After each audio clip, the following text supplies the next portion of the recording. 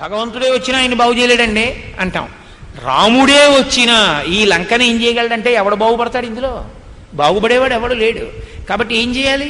ఇక లంకలో ఎవడు లేకుండా చేయాలంటే ఈ లంక నశించిపోవాలి తప్ప రాముడంతటి ధర్మాత్ముడు వచ్చి నిలబడిన ఆయన్ని చూసి మారేవాడు ఇందులో ఉన్నట్టు నాకు కనపట్టలేదు. కొన్ని వేల కోట్ల రాక్షసులు ఉన్నారండి. ఎంతమంది మారి రాముడి పాదాలు పట్టుకున్నారు? అందులో ఒక్కడే, విభీషణుడు ఒక్కడే పట్టుకున్నాడు. ఇన్ని వేల కోట్లలో రాముడే వచ్చాడు. రాముడి దగ్గరికి వాళ్ళు వెళ్ళలేదు. 100 యోజనములు దాటి వచ్చాడు రాముడు. అందులో అడుగు పెట్టాడు, నిలబడ్డాడు, యుద్ధం చేశాడు. ఎవరైనా నా దగ్గరికి వచ్చిన అభయం అంటే చాలు, ఎవరినైనా రక్షిస్తానన్నాడు. వెళ్ళి పట్టుకున్న వాళ్ళు ఉన్నారా? రామా రక్షించన్న వాళ్ళు ఉన్నారా? ఉరే ఇంతమంది మడిసిపోతున్నారా, ఇప్పటికైనా ఆయన తేజస్సు తెలుసుకోవద్దా అన్నవాడు ఎవడున్నాడు? అందరూ మడిసిపోయిన వాళ్ళే. కాబట్టి హనుమ అంటే మీకెందుకు బెంగ? ఇమాంతు విషమాం దుర్గాం లంకాం రావణపాలితాం ప్రాప్యాపి సమహాబాహు కింకరిష్యతి రాఘవ. ఇటువంటి లంకాపట్టణానికి రాముడు వస్తే మాత్రం ఏం చేయగలడు? అంటే ఈ లంకను ఎలా మార్చగలడు? మార్చరు. ఎందుకు మార్చలేరు అంటే అంత విషంతో నింపేసుకున్నారు. ఇంకా ఈశ్వరుడు వచ్చినా మారనటువంటి స్థితిలోకి వెళ్ళిపోయింది. ఏమైపోతుందో తెలుసా అండి? మనసంతా రాగద్వేషాలతో నిండిపోతే ఏమైపోతుందంటే చెత్త బుట్ట కింద తయారైపోతే ఈశ్వరుడు సర్దుకోగలిగినంత సర్దుకుంటాడు. ఇలా ఇలా ఇలా ఇలాగా ఆఖరికి ఏం చేస్తాడు? వాళ్ళందరూ వచ్చి అక్కడ కూర్చుంటే ఆయన పక్కకి వెళ్ళి వెళ్ళిపోతాడు. ఇప్పుడు లోపలందరూ ఎవరుంటారు? వాళ్ళు ఉంటారు, రాక్షసులు. ఆయన బయటికి పోయి ఉంటాడు. అలా అయిపోయింది ఆ లంకాపట్టణం. కాబట్టి దీన్ని ఎవరు మార్చగలరు అని చతుర్నామే భగతి వానరాణాం మహాత్మనాం వాలిపుత్రస్య నీలస్య మమ రజ్ఞస్య ధీమతః. ఈ లంకాపట్టణంలోకి 4 వీరులు రాగలరు అని నాకు అనిపిస్తోంది. వాలిపుత్రస్య, వాలి యొక్క కుమారుడైన అంగదుడు, నీలస్య అగ్నిహోత్రుని యొక్క అంశలో జన్మించినటువంటి నీలుడు, మమరాజ్ఞశ్చ నా రాజైనటువంటి సుగ్రీవుడు, నేను, మేము 4 ఈ లంకాపట్టణంలోకి రాగలం. మిగిలిన వాళ్ళు రాలేరు. అయితే వీళ్ళు 4 మాత్రమే రాగలరు తప్ప ఇంకా ఎవ్వరూ రాలేరని హనుమ చెప్పలేదు సుందరకాండలో. ఇంకా మీరు ముందుకెళ్ళి చూస్తే ఆయన ఇంకా కొన్ని పేర్లు చెప్పారు. వీళ్ళందరూ కూడా వస్తారని చెప్పారు. కాబట్టి ఎవరెవరు ఏ ఏ భక్తి తత్పరత కలిగినటువంటి వాళ్ళో ఈశ్వరుణ్ణి రాముణ్ణి బాగా అనుసరించగలిగినటువంటి ప్రజ్ఞాపాఠమునందు అధికులో వాళ్ళందరూ ఆయన అనుగ్రహంతో లోపలికి రాగలరు. అది ఏ ఏ మార్గములన్నది మీ ఇష్టం. అది భక్తి మార్గం కావచ్చు, కర్మ మార్గం కావచ్చు, జ్ఞాన మార్గం కావచ్చు. ఈశ్వర భక్తిని ప్రధానంగా చేసుకున్న వాళ్ళందరూ అంతర్ముఖులు కాగలరు, ఈశ్వరుడి వైపుకి అడుగు వెయ్యగలరు. కాబట్టి అనేన రూపేణ మయా నశక్యా రక్షసాం పురీ ప్రవేష్టుం రాక్షసైర్గుప్త క్రూరైర్బలసమన్వితై. ఇక్కడ ఇంత బలంతో కూడుకున్న రాక్షసులు ఇన్ని వేల కోట్ల మంది విచ్చుకత్తులు పట్టుకు తిరుగుతుంటే నేను ఎలా లంకాపట్టణంలో ప్రవేశించి సీతమ్మను అన్వేషించగలను? కాబట్టి ఈ రూపంతో, అంటే ఇంత పెద్ద శరీరంతో లంకాపట్టణంలోకి వెళ్ళడం అన్నది కుదరదు. ఇది మహానుభావుడి యొక్క లక్ష్యశుద్ధి. ఇది మీరు గమనించవలసింది ఏమిటంటే కేవల కథాపరంగా వినకండి. అంత లంకని చూస్తూ ఆయన తన లక్ష్యాన్ని జ్ఞాపకంలో ఉంచుకుంటున్నారు. తాను వచ్చింది సీతమ్మ తల్లిని అన్వేషించడానికి. సీతాన్వేషణమునకు నేను ఎలా వెళ్ళవలసి ఉంటుంది, అందుకని బుద్ధిమతాం వరిష్టం తప్ప నేనెడితే, ఇప్పుడు ఆయన బలం ఆయనకి తెలుసు, నేను పెడితే మాత్రం ఏమవుతుంది? ఏం చేస్తారు ఈ రాక్షసులందరూ? వస్తారా? రాని అన్నవాడు వెళ్ళిన తరువాత, అలా వెళ్ళిన తర్వాత జయాపజయములు విధి నిర్ణీతములు ఎంత ఇన్ని కోట్ల మంది రాక్షసుల్ని మీరు వర్ధించే లోపల సీతమ్మ స్థానం మార్చేస్తే మీ అహంకారం, మీ బలం బానే ఉంది. రామకార్యం ఏమైనట్టు? రామకార్యం చెడిపోలేదు. ప్రభు కార్యం కోసం, తను వచ్చిన లక్ష్యం కోసం అవసరమైన రీతిలో వంగగలిగితే, ఒదగగలిగితే వాడు ప్రాజ్ఞుడు. ఒక ధనస్సు ఎదుట ఉన్న లక్ష్యాన్ని కొడుతుంది. కొట్టేటప్పుడు వంగుతుంది ధనస్సు. వింటినారిని పెట్టి తాడు కడితే వంగుతుంది. వంగని ధనస్సు కొట్టదు, వంగిన ధనస్సు కొడుతుంది. కిందకి వంగిన స్విచ్ లైట్ని వేయించగలదు, పైకి వెళ్ళిన స్విచ్ ఆర్పేస్తుంది. వంగినదేదో ప్రకాశించగలదు, వంగనిది ప్రకాశించలేదు కదండి. అందుకేగా బహుశా స్విచ్లన్నీ కిందకి అందుకే ఉంటాయి. ఇలా ఉంది. లేకపోతే వీళ్ళకి మార్గం తెలియదు, కిందకి వంగితే వెలుతురు వస్తుంది, పైకి ఎడితే ఆరిపోతుంది. వెలుతురు పోతుందని గుర్తిస్తే రోజు స్విచ్లు వేస్తారు కాబట్టి తలెత్తకుండా దించడం నేర్చుకుంటాడని అలా పెడతారేమో. అది స్విచ్ అనుకుని మనం వదిలేస్తే చేయగలిగి ఇవాంత విషమాం దుర్గాం లంకాం రావణ పాలితాం ప్రాప్యాపి సమహాబాహు కింకరిష్యతి రాఘవ. అలా అనుకున్నవాడిని రాముడు మాత్రం ఏం చేస్తాడు? కాబట్టి ఇప్పుడు ఆయన విచారణ చేసి ఉగ్రౌజసో మహావీర్య బలవంతశ్చ రాక్షసాః వంచనీయా మయా సర్వే జనకీం పరిమార్గత. మీరిప్పుడు ఒకటి గమనించవలసి ఉంటుంది, సంప్రదించడానికి ఎవరూ లేరు ఆయనకి. ఆయన ఓసారి ఈ విషయం ఓసారి సెల్లో మాట్లాడదాం ఉండు రాముడితో అనడానికి అప్పుడు సెల్ ఫోన్లు, లేకపోతే పక్కన ఎవరో ఇంకో వానరుణ్ణి తెచ్చుకుని ఏం చేద్దామని మనం ఇక్కడ నువ్వు ఉండు నేను వెళ్ళి చూసొస్తాను అసలు విషయం ఏమిటో అనడానికి మాట్లాడడానికి పక్కన మనిషి కూడా లేడు. అటువంటి స్థితిలో ఇంత దుర్భేద్యమైన లంకని చూసినప్పుడు భయం కూడా వేయచ్చు. అయ్యి బాబోయ్ ఇందులోకి మనం ఎలా పెడతాం, ఎందుకు వచ్చిన గొడవ, వెనక్కి వెళ్ళిపోయి అసలు ఇలా ఉంది పరిస్థితి అని చెప్పొచ్చేద్దాం. ఎందుకంటే మనం 100 యోజనములు ఇట్టే వెళ్ళిపోగలం కాబట్టి ఒకసారి వెంటనే వెనక్కి వెళ్ళిపోయి అసలు పరిస్థితి సమీక్షా సమావేశం ఒకటి పెట్టి చూసి మళ్ళీ రావడమో ఇంకో నలుగురిని పట్టరావడమో ఏదో చేద్దాం అనుకోవాలి కదా. ఆయన అలా అనుకోరు. కార్యసాధన యందు ఏం చేస్తే బాగుంటుందో ఆలోచిస్తారు. ఇది బుద్ధి. అందుకే ఎవరెవరు హనుమ పాదములను ఆశ్రయిస్తారో వారి వారికి లక్ష్యమును ఛేదించగలిగి లక్ష్యమును సాధించగలిగిన బుద్ధి వైభవం అబ్బుతుంది. కాబట్టి ఆయన అంటారు లక్ష్యాలక్ష్యేణ రూపేణ రాత్రౌ లంకాపురీ మయా ప్రవేష్టం ప్రాప్తకాలం మే కృత్యం సాధయితుం మహత్. కనపడనటువంటి రూపంతో అంటే ప్రయత్నపూర్వకంగా చూస్తే తప్ప కనపడకూడదు. ఇలా చూసినా అదే ఉందో పానిద్దో అని పెద్ద దృష్టి దాని మీద పెట్టవలసిన అవసరం లేనంత చిన్న ప్రాణిగా మారిపోతాను. మారిపోయి రాత్రివేళ లంకలోకి వెడతాను. రాత్రివేళ లంకలోకి వెళ్ళి వెతుకుతాను. బాహ్యంలో రాత్రివేళ సీతమ్మని వెతకడం అంటే ఆయన ఉదయం బయలుదేరారు, ప్రదోష వేళకి లంకాపట్టణాన్ని శోధించడానికి వెడుతున్నారు ఆయన. రెండవ విషయం, అందరూ అప్పుడు నిద్రపోతూ ఉంటారు కాబట్టి వెతికి సీతమ్మ జాడ కనిపెట్టడం తేలిక. ఆంతరము చీకటి అంటే ఉన్న వస్తువు ఉన్నట్టు కనపడనటువంటి స్థితి. ఉన్న వస్తువు కనపడకపోవడం వల్ల వచ్చేటటువంటి లక్షణం భయం. యథార్థం తెలియకపోతేనే భయం, యథార్థం తెలిస్తే నిర్భయం. ఒక్కటే ఉంది అని ఎరుకలోకి వచ్చిందనుకోండి భయం ఎందుకు ఉంటుంది? రెండోది ఉంటే కదండి భయం. ఒక్కటే ఉందంటే ఇంకా భయం లేదు, భయరహిత స్థితి. రెండోది ఉంది భయం, అది మన ఏమైనా చేస్తుందేమో. ఆ ఒక్కటే ఉందని తెలియకపోవడం చీకటి. ఒక్క ఆత్మయే ఉంది తప్ప అసలు ఇంకోటి లేదని తెలుసుకోవడం సత్యాన్ని తెలుసుకోవడం. భయంలోంచి నిర్భయంలోకి వెళ్ళాలి. తమసోమా జ్యోతిర్గమయ మృత్యోర్మా అమృతంగమయ. ఈ వెళ్ళడానికి చెప్పేటటువంటి ప్రక్రియ ఆంతరంగా చీకట్లో వెతకడానికి వెళ్ళడం, అజ్ఞానంలోంచి జ్ఞానంలోకి వెళ్ళడం అంటే సాధక ప్రవృత్తి.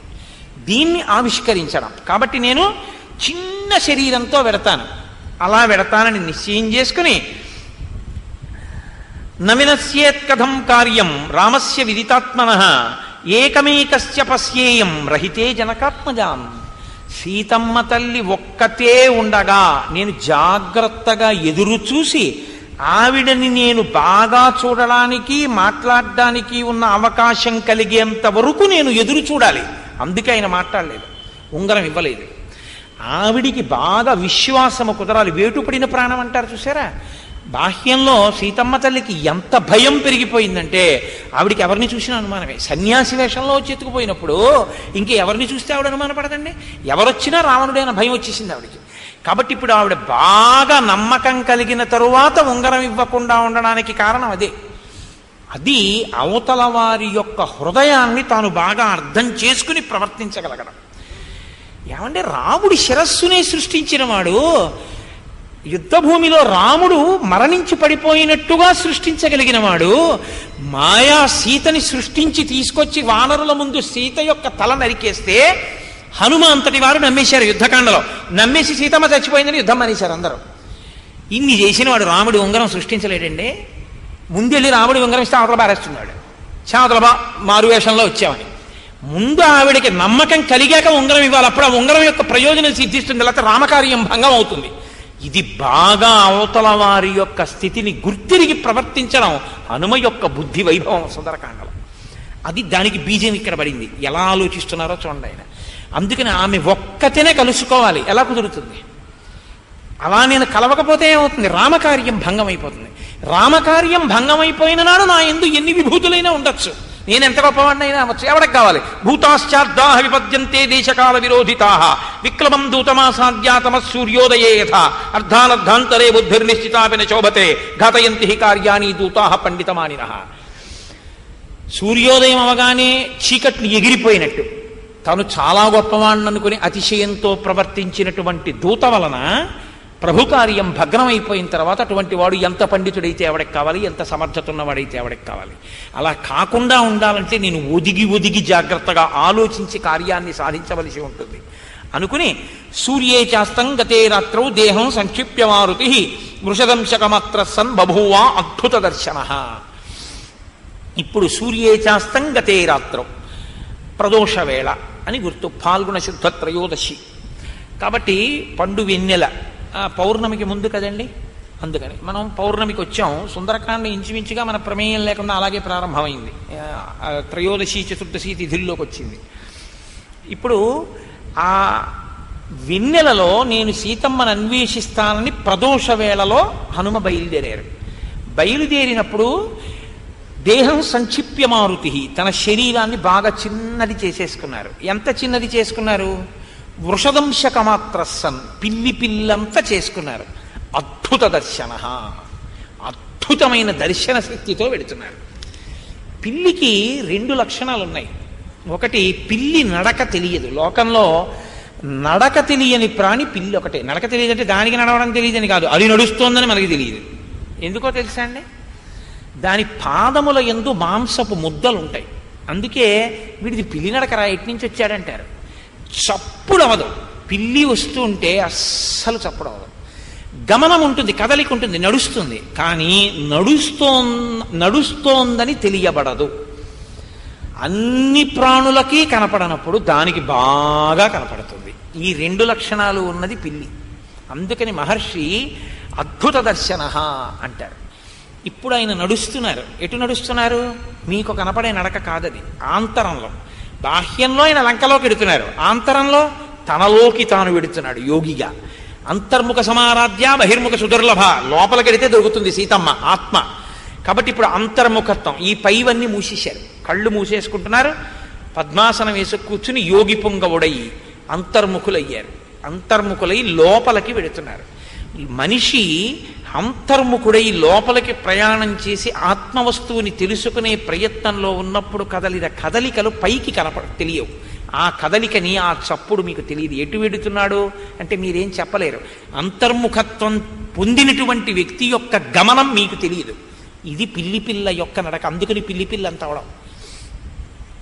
లోపలికి వెళ్ళి చూడబడేటటువంటి వస్తువు వేరు, వీటితో పై ఒక్కటే చూస్తాం. ఈ పైన చూసే కళ్ళు అందరికీ ఉన్నాయి, లోపల చూసే కన్ను పొందినటువంటి వాడెవడో వాడు అదృష్టవంతుడు. వాడు జ్ఞాననేత్రమును పొందినవాడు. కాబట్టి అందుకు కదండి ఉపనయనము. కాబట్టి ఇప్పుడు జ్ఞాననేత్రమును పొందినటువంటి వాడు అద్భుతమును దర్శించినవాడు. ఆత్మకి అద్భుతమని పేరు. యోగి లోపలికి వెళ్ళి దర్శనం చేయడానికి చేసేటటువంటి ప్రక్రియ ఆంతరముగా ప్రతిపాదన. బాహ్యమునందు లంకలోకి వెడుతున్నటువంటి హనుమ. కాబట్టి ఇప్పుడు ఆయన ఆ ప్రాకారం దగ్గరికి వెళ్ళి ఒక్కసారి ఆ లంకా పట్టణాన్ని చూశారు. ప్రదోషకాలే హనుమన్ తూర్ణముత్పుత్య వీర్యవాన్ ప్రవివేశ పురీం రమ్యాం సువిభక్త మహాపథాన్. ఆ ప్రదోషకాలంలో వేగంగా వెళ్ళి చూసినటువంటి హనుమకి బాగుగా విభజింపబడి చక్కటి మార్గములతో కూడినటువంటి లంకాపట్టణం కనపడింది. ప్రసాదమాలావితాం స్తంభై కాంచనరాజతై శాతకుంభమయైర్జాలై గంధర్వనగరోపమాం. గంధర్వనగరమా, మాయచేత సృష్టింపబడినదా అన్నట్టుంది. ఎందుకంటే బాహ్యంలో అసలు అలా కడతారని మీరు ఊహించడం కుదరదు. ఇప్పుడు అలా అనగానే మీ దృష్టి ఏమవుతుంది? ఆగిపోతుంది. అవునా కదా? అసలు బాహ్యంలో అలాంటి వస్తువు ఉండదు. అటువంటి వస్తువు మీకు కనపడింది అనుకోండి, మీరు అలా ఉండిపోతారా? ఉండిపోరా? అలా ఉండిపోయిన క్షణంలో మీ మనస్సు కూడా మీ కన్నుల ద్వారా ఆ వస్తువు మీదకి వెళ్ళి నిలబడిపోయింది. నిలబడిపోగానే మీరు దేనికోసం బయలుదేరారో అది మీరు మర్చిపోయారు. బాహ్యంలో వస్తువు అలా ఉందని చెప్పి దాన్ని చూడకుండా తను అనుకున్న వస్తువు కోసం తాను వెళ్ళిపోతే ఆయన ప్రాజ్ఞుడు కదా. వస్తువు చాలా గొప్పది, దాన్ని చూస్తూ ఆయన ఉండరు, ఆయన సీతమ్మ కోసం వెళ్ళిపోతారు. ఇది ఆయన వైభవం, ఆయన అంతఃసౌందర్యం చెప్పడం, ఆయన దేని చేత సుందరుడో చెప్పడం సుందరకాండ. బాహ్య సౌందర్యము అంతఃసౌందర్యమునకు ప్రతిబంధకంగా నిలబడలేకపోయింది. ఇది చెప్పగలిగిన విషయం ఇంత ప్రజ్ఞతో ఈ సౌందర్యమునందొచ్చేటటువంటి ఘర్షణలలో నిలబడగలిగిన ప్రజ్ఞని చూపించిన సౌందర్యావిష్కరణ చేసిన కాండ సుందరకాండ. ఇది మీరు అనుభవించవలసినటువంటి విషయం. అవి ఎలా ఉన్నాయి? పైగా ప్రసాదమాలావితతాం, ఒక్కటి కాదు, ఓ పెద్ద హర్మ్యం పక్కన పాడుపడిపోయిన ఇల్లు ఉన్నాయనుకోండి, ఏదో 2 లడ్లు ఓ ఉప్పు కణిక ఉన్నట్టు ఉంటుంది, 2 లడ్లు తినేసి ఇంకోటి తినడానికి ఓ ఉప్పు కణిక నోట్లో వేసుకున్నట్టు ఉంటుంది. అలా కాదు. ప్రసాదమాలావితతాం స్తంభై కాంచనరాజతై శాతకుంభమయై దివ్యై గంధర్వ నగరోపమాం. ప్రసాదమాలావితతాం, ఆ ప్రాసాదములన్నీ కూడా అంతఃపురములు భవనములన్నీ కూడా పెద్ద వరుసల కింద ఉన్నాయి, మాలల కింద. అన్ని శాతకుంభమై దివ్యై, అన్ని బంగారంతో నిర్మించారు. ఇప్పుడు చంద్రకిరణములు పడుతున్నాయి వాటి మీద. ఎలా ఉంటుంది అసలు ఆ సొబగు? ఒక పచ్చటి తేజస్సు వస్తుంటుంది. ఇటువంటి ఉద్యానవనాలు, పక్షులు, జంతువులు, మహర్షి అన్నారు జాలై, కిటికీ కూడా నువ్వు ఎప్పుడు అటువంటిది చూడలేదన్నారు. కిటికీయే మనం చూడందైతే ప్రసాదమాలావితతాం చూసి కూడా అలా చూస్తూ ఉండిపోకుండా సీతమ్మని చూడాలని కదలగలిగితే ఆయన ఎంత సమర్థుడై ఉండాలి, ఎంతటి బుద్ధిమతాం వరిష్టం అయి ఉండాలి. అది చెప్పడానికి వాక్కులు సరిపోతాయా? చాలవు. అది ఆయన ప్రజ్ఞ. అందుకే హనుమద్వైభవాన్ని ఆవిష్కరించింది, ఒక సాధకుని యొక్క వైభవాన్ని ఆవిష్కరించింది సుందరకాండ. గంధర్వనగరోపమాం సప్తభౌమాస్తభౌమైశ్చ సదదర్శ మహాపురీం తలై స్ఫటిక సంకీర్ణై కార్తస్వర విభూషితై. 7 అంతస్తుల మేడలు, 8 అంతస్తుల మేడలు, ఈ మేడలన్నీ బంగారముతో కట్టబడి అక్కడ ఉండేటటువంటి భూమి, ఆ నేల కేవలముగా ఏదో సిమెంటుతోటో ఇసుకతోటో మట్టితోటో చేసింది కాదుట. స్ఫటిక మణులు తీసుకొచ్చి స్ఫటిక మణులతో నేల చేశారట. అసలు శుద్ధ స్ఫటికానికి ఉండేటటువంటి శక్తి, శ్రీకాళహస్తిలో శుద్ధ స్ఫటికలింగమును, రామేశ్వర క్షేత్రంలో ప్రతిరోజు తెల్లవారుజామున శుద్ధ స్ఫటికలింగాన్ని తీసుకొచ్చి పెడతారు. మీరు ఎప్పుడైనా చూశారో లేదో, బాగా చీకట్లో వెళ్ళాలి. సూర్యోదయం అయితే ఇంకా పూజ చేస్తారు. అది ఒక్క చీకట్లో బ్రాహ్మీ ముహూర్తంలో చేస్తారు. ఇంత పెద్ద స్ఫటికలింగం ఉంటుంది, శుద్ధ స్ఫటికం. అది స్ఫటికం గురించి తెలుసున్న వాళ్ళు పట్టుకుంటారని ఒక ప్రయోగం చేస్తారు. అది శుద్ధ స్ఫటికలింగము అని మీరు అనుభవించాలి అని ఆ శివలింగాన్ని అక్కడ పెట్టి ఏం చేస్తారంటే ఒక ఎర్రటి పువ్వుని తీసుకొచ్చి ఆ లింగం వెనక పెడతారు. అది మీరు చూడాలి. అప్పుడు ఆ స్ఫటికలింగం దగ్గరికి వెళ్ళినప్పుడు అది చూడగలిగిన ప్రజ్ఞ ఉంటేనే అనుభవిస్తాడు, లేకపోతే మీకు తెలియదు అది ఏం చేస్తున్నారో. ఎర్ర పువ్వు ఇలా పెడతారు, వెనక పెడితే మొత్తం శివలింగం ఎరుపైపోతుంది. పువ్వు తీసేస్తారు, ఒక పచ్చటి పువ్వు పెడతారు, శివలింగం అంతా పసుపు అయిపోతుంది, మళ్ళీ తీసేస్తారు. ఓ ఆకుపచ్చటి పువ్వో నీలం పువ్వో ఇలా చూపిస్తారు, మొత్తం శివలింగం నీలం అయిపోతుంది. శుద్ధ స్ఫటికానికి ఉన్న లక్షణం ఏమిటో తెలుసా అండి? ఏ రంగుతో కూడిన చిన్న పదార్థం దాని మీద ఇలా పెడితే ఆ రంగులో అది కనపడుతుంది. అందుకే స్ఫటికలింగారాధనం జ్ఞానాన్ని ఆవిష్కరిస్తుంది. అసలు బ్రహ్మము స్ఫటికంలా ఉంటుంది, అందులో ఏముండదు, శుద్ధ సత్వం తెల్లగా ఉంటుంది. అందుకే పరమశివుడు తెలుపు. మీరు ఏది తీసుకొచ్చి నామరూపాలుగా పెడితే దానిగా ఆయన కనపడుతుంటాడు, కానీ ఆయన తనంత తానుగా శుద్ధ స్ఫటికం. ఒక్క స్ఫటికానికి అంత శక్తి ఉంటే ఇటువంటి శుద్ధ స్ఫటిక మణులు వాడు ఎలాగ మహానుభావుడు, ఆ విశ్వకర్మ ఎలా నిర్మించాడో ఆ శుద్ధ స్ఫటిక మణులతో నేల తయారు చేశారు అక్కడ. ఇప్పుడు ఎర్రటి పాదం ఉన్నటువంటి ఒక స్త్రీ గడప మించి ఇలా తల అడుగెత్తి వేస్తోంది అనుకోండి, నేలంతా ఎర్రగా ఉంటుంది. కాళ్ళకి పసుపు రాసుకున్నటువంటి స్త్రీ పాదం ఇలా ఎత్తింది అనుకోండి, ఆ పసుపు రంగంతా పడుతుంది. పైనంతా బంగారం, నేలంతా స్ఫటికం. మణులేమో అన్ని స్తంభాలకి పొదిగారు, బయట స్తంభాలకి. ఇప్పుడు చంద్రకాంతులు పడుతున్నాయి, ఇంద్రధనస్సు లేచినట్టు కాంతులు లేస్తూ ఉంటాయి. స్ఫటికంతో నేలుంది. ఇది శ్లోకం కాదు, మీరు అనుభవించండి ఒక్కసారి. అలా నేను ఎన్ని శ్లోకాలకి చెప్తాను? నేను అన్ని శ్లోకాలకి చెప్పడం ఒక్కనాటికి సాధ్యం కాదు. నేను కొన్ని అందించగలనంతే. అది నేను అనుభవించినటువంటి చాలా తక్కువ స్థాయిలో. కాబట్టి ఇప్పుడు అసలు మీరు ఒక్క భవనం వంకి ఇలా చూశారనుకోండి, అంతే. అబ్బా, ఆ కిటికీ చూడు, ఆ నేల చూడు, ఆ పై ప్రాకారం చూడు, ఆ మణులు చూడు, ఆ స్తంభం చూడు, ఆ అరుగు చూడు అని ఉండిపోతారు. ఇప్పుడు ఆయన ఏం చేశారంటే ప్రసాదమాలా వితతాన్ స్తంభై కాంచనరాజతై శాతకుంభమయైర్ దివ్యైర్ గంధర్వ నగరోపమాం అని దాటిడిపోతున్నారు. ఇవన్నీ నాకు అక్కర్లేదు, సీతమ్మ కాదుగా నాకు వద్దన్నారు. నయితి నయితి నయితి. ఇది సాధకుడి లక్షణం. పైకి లంకా వైభవం, పక్కన హనుమత్ వైభవం, రెండు వైభవాల్ని ఏకకాలంలో నడుపుతున్నారు మహర్షి. ఈ ఇద్దరికి మధ్యలో అద్భుతం సీతమ్మ వైభవం, కనపడక రామనామ వైభవం, రామకథా వైభవం. ఇన్ని వైభవాలు కలిపి వండిన కూర సుందరకాండ. అది ఏమి రుచి, ఏమి రుచి, ఏమి రుచి, ఏమి రుచిరా శ్రీరామ నీ నామం ఏమి రుచిరా. ఏమి రుచిరా అంటే రామాన్ని రాసుకున్న నాలుగు మీద పెట్టుకుంటే ఉంటుందా అండి అని అడగకూడదు. రుచి అంటే నాలుక తెలుసుకునేటటువంటి రుచి దీన్ని పోషిస్తుంది. ఆ కథ, రామకథ, రామనామంలో ఉన్నటువంటి వైభవం అర్థమైతే దీనిలో ఉన్న ఆత్మ పోషింపబడుతుంది. ఆ రుచి నాకు అందింది రామా, ఇది శ్రీరామ నీ నామం ఎంత రుచిరా. తప్ప రామనామం కాగితం మీద రాసుకుంటే నాలుగు మీద వేసుకుంటే రుచిగా ఉంటుందని కాదు దాని అర్థం. కాబట్టి మహర్షి అంటారు, అచింత్యామద్భుతాకారం దృష్ట్వాం లంకాం మహాకపి ఆసీద్ విషణ్ణో హృష్టశ్చ వైదేహ్యా దర్శనోత్సుక. ఆయన అంత గొప్ప లంకాపట్టణాన్ని చూసి విషాదం పొందారట. సీతమ్మ తల్లి దర్శనం అవుతుందని సంతోషం పొందారట. ఏమిటండి అది? తిరగేసినట్టు వెళ్ళలేదు శ్లోకం.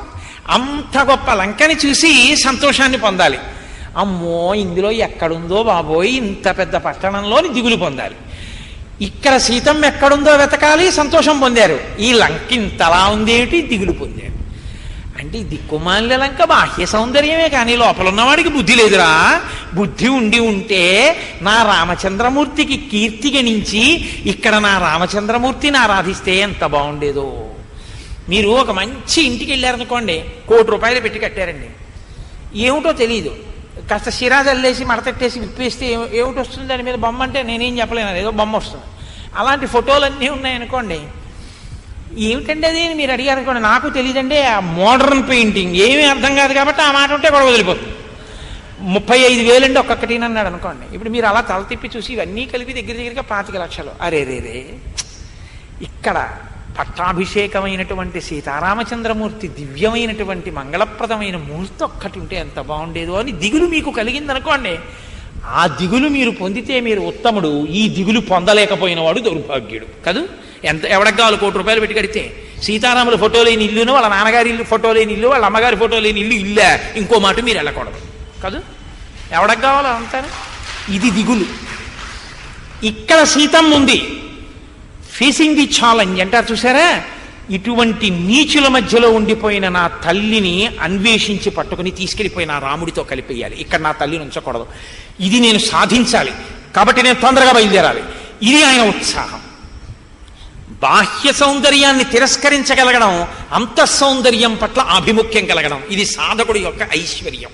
ఇది ఆవిష్కరించడం సుందరకాండ. ఏవి సుందరకాండ అండి, అద్భుతం కాదు. కాబట్టి చంద్రోపిశాచవ్యమివాస్య కుర్వన్ తారాగణైర్మధ్య గతో విరాజన్ జ్యోత్స్నావితానేన వితత్యలోకం బుద్ధిష్టతే నైక సహస్రరశ్మి. అప్పుడుట చంద్రభగవానుడు పూర్ణంగా ప్రకాశిస్తున్నట్ట. శుద్ధత్రయోదశి కదండి, బాగా పూర్ణమైనటువంటి కాంతులతో ఉన్నాడు ఆయన. సాచివ్యం చేయడానికి వచ్చాడా అన్నట్టుగా ఉన్నట్ట. అంటే నేను మీతో అన్నానుగా, ఎవరున్నారు హనుమకి? ఈశ్వరుడు ఎప్పుడూ ఉంటాడు. ఆ చంద్రుడు భగవానుడు. భూరంభం శనలో నిలోంబర మహార్నాదో హిమాంసు పుమాన్ నిత్యాభాతి చరాచరాత్మక విధం యస్యైవ మూర్త్యష్టకం అంటారు శంకర భగవత్పాదులు. అష్టమూర్తులుగా ఉండేవాడు పరమశివుడు. ఆ చంద్రుడు ఈశ్వరుడే, పరమశివుడే. ఇప్పుడు భగవంతుడే సాయంగా ఉన్నాడు. భక్తుడు ఒక్కడే ఉండిపోవడం ఎప్పుడు ఉండదు. భక్తుడికి ఎప్పుడూ పక్కన పరమేశ్వరుడు ఉంటాడు.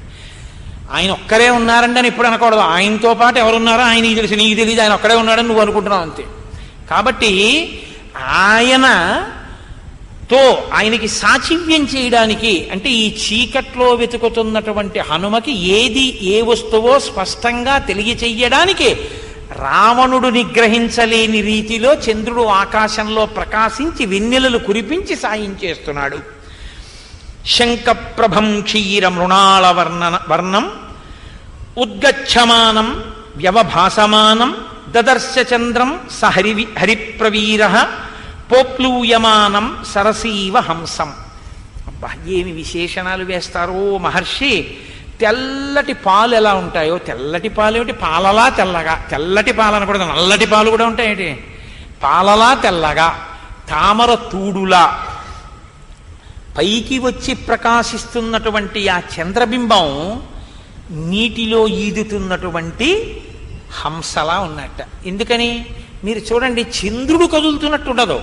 మీరు అలా చంద్రబింబం వంక చూస్తున్నారు అనుకోండి, అలా మేఘాలవి వచ్చి వెళ్ళిపోతుంటాయి. ఆయన ఏదో నీటి మీద తేలుతూ ఈదుతున్నవాడు ఎలా ఉంటాడో, ఆకాశంలో మేఘమండలంలో వెడుతున్న చంద్రుడు అలా ఉంటాడు.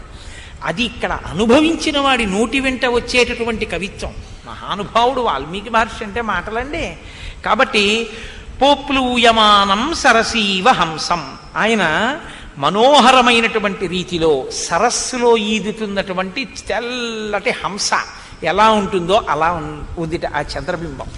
ఆ చంద్రుని యొక్క వెన్నెలలే హనుమకి ఉపశాంతి కారకం. చల్లబడుతోంది అని గుర్తు.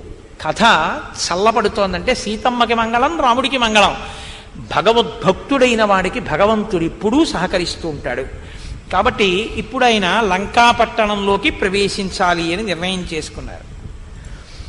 ఆసాద్య సహసాహృష్ట ప్రాకారమభివేదివాన్ విస్మయ విష్ట హృదయ పురీమాలోక్య సర్వత వజ్రస్ఫటిక ముక్తాభి మణికుట్టిమభూషితై తప్తహాటక నిర్యూహై రాజతామల పాండురై.